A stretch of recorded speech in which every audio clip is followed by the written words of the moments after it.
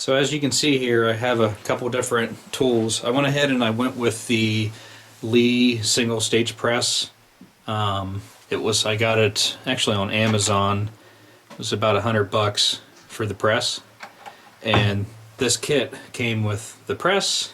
It came with the powder throw. It came with the hardware that holds their primers in place. The white one there, that is for large rifle or large primers, and the black one is for small primers.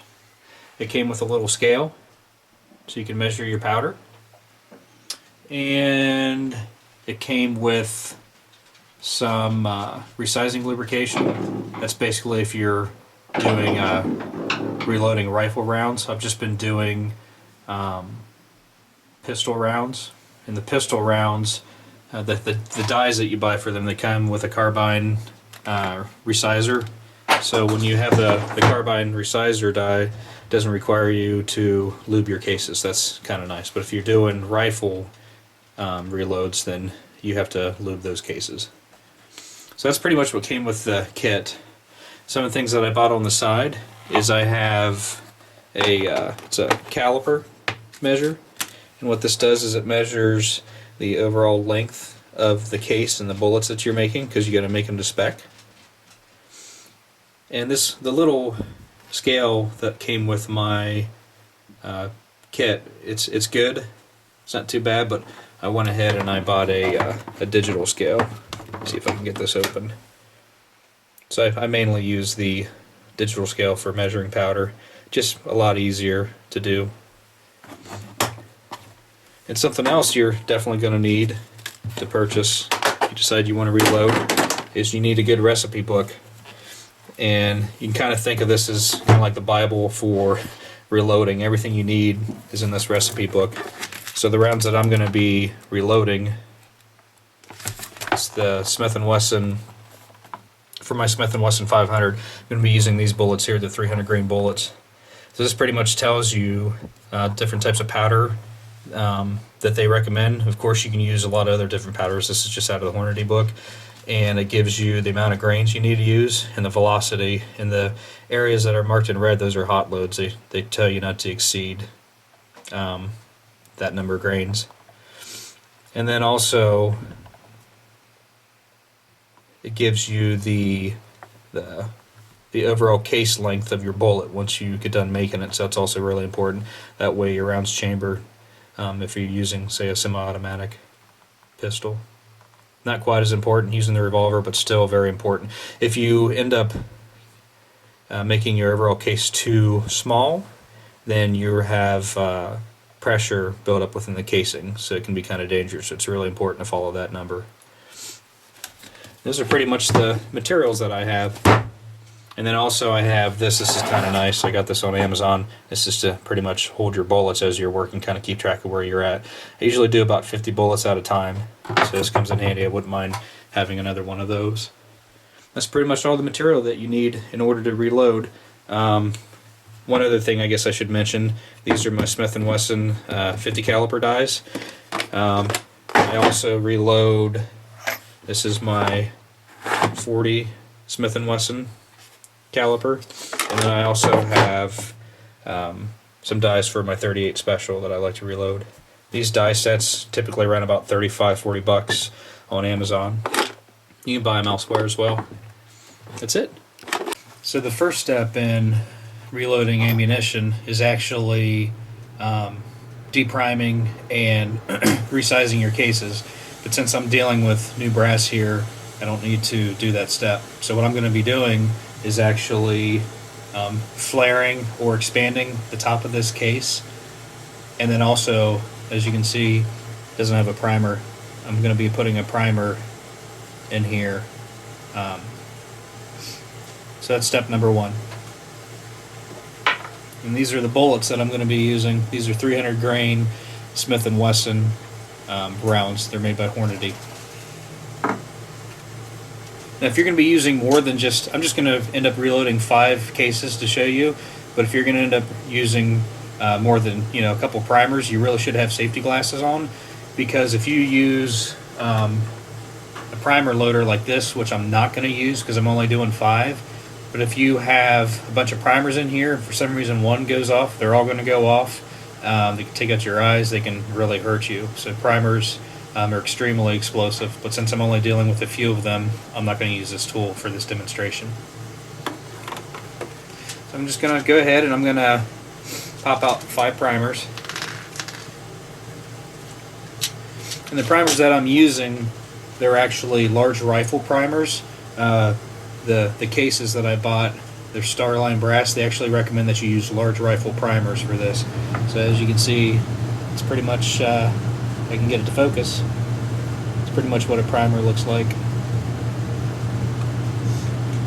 So step number 1, I have my setup, as I said before. I have a Lee single stage press, and I have Lee dies.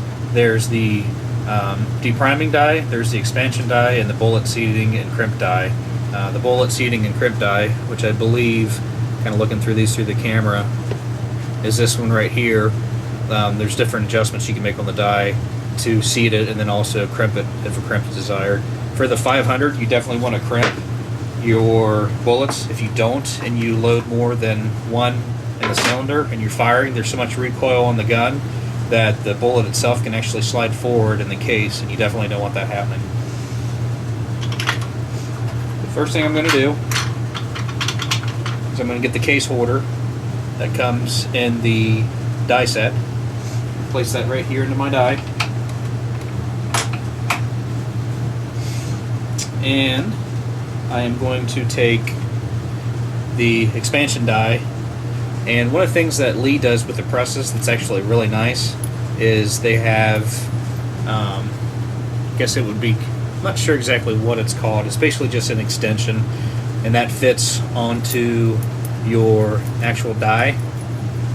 And there's a little slot right here in the side of it, and what that allows you to do, it's kind of like a quick release, so you're not constantly unscrewing it out of your die. You just pretty much set it right down into here, and boom, your die's in place. So it makes it kind of nice. I already have this one adjusted, but the instruction of what it says for the expansion die is you want to raise your handle all the way, put it all the way down, and the case holder that I put in place here, you want that actually touching the die, and once it touches the die, you want to back out the die one full turn, and that's pretty much your starting point with how much of a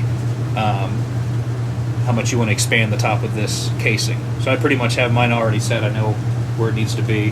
So what I'm going to do, let's see if I can show you this, is on my press,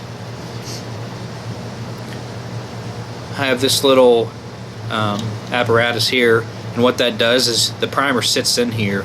You put a primer in here, and when it raises up, you put the case into the die, that expands it, and then you pull it back down, and that primer that you put in there goes into the bottom of the case, and you give it a nice little push, and that's what seats the primer into the case. So maybe I can put this right here and kind of show you what's happening. So I got my case, I put my case in. Since I'm not using the priming tool, I'm just going to do these by hand just for this demonstration.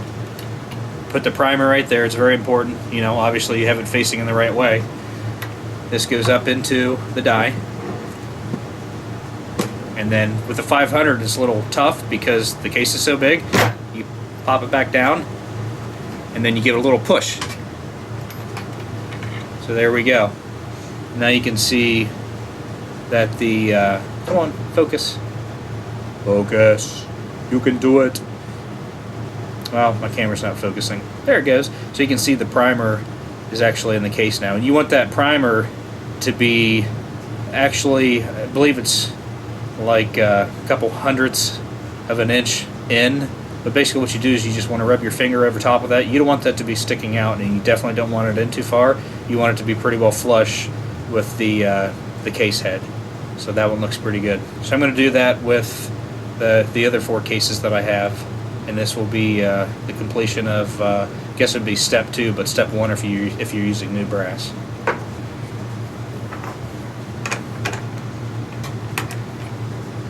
This goes really quick if you're actually using the priming tool.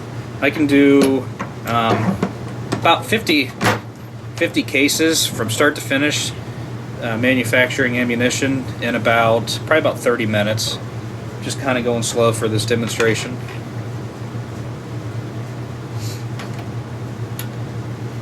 Raise it up, expand the brass, seat the primer.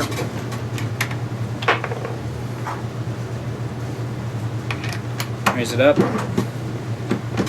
bring it down, the primer in place. Got one more we're going to do. Raise it up,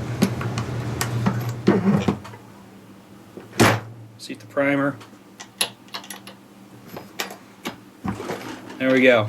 So we got 5 cases for our 500.